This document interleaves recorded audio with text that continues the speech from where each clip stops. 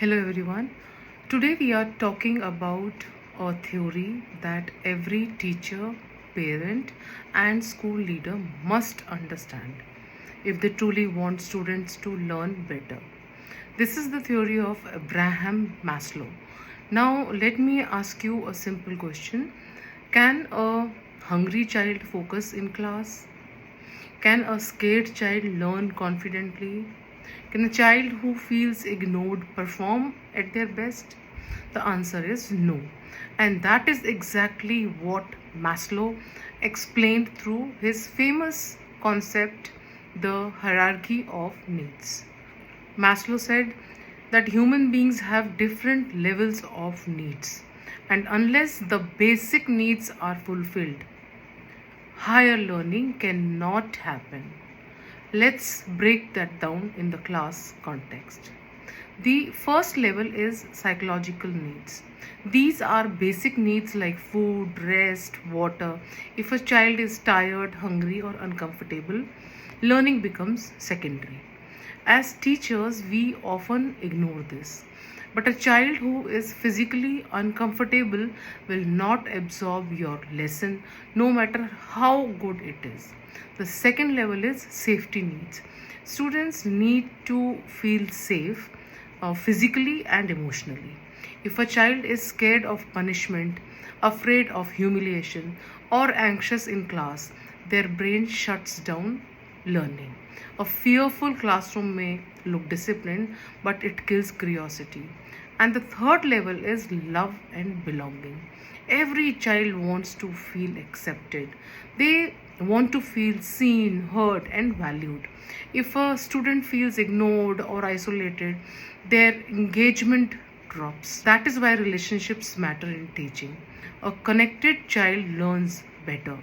The fourth level is esteem needs.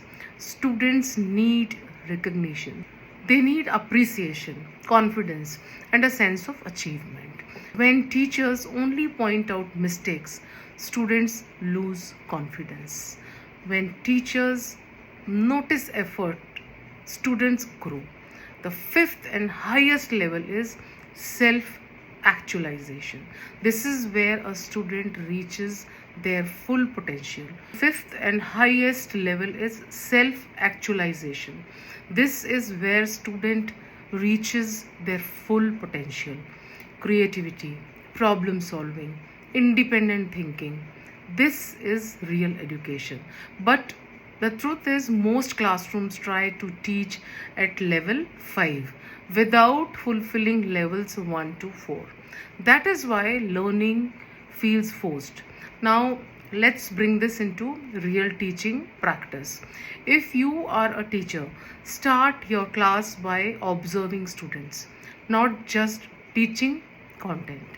In Is someone distracted? Is someone silent? Is someone disengaged? Don't label them weak. Understand their need. Use encouragement more than criticism. Create a safe space where students are not afraid to make mistakes. Build connection before correction. If you are a school leader, ask yourself, are we focusing only on results, or are we building an environment where learning can happen? Because culture creates performance.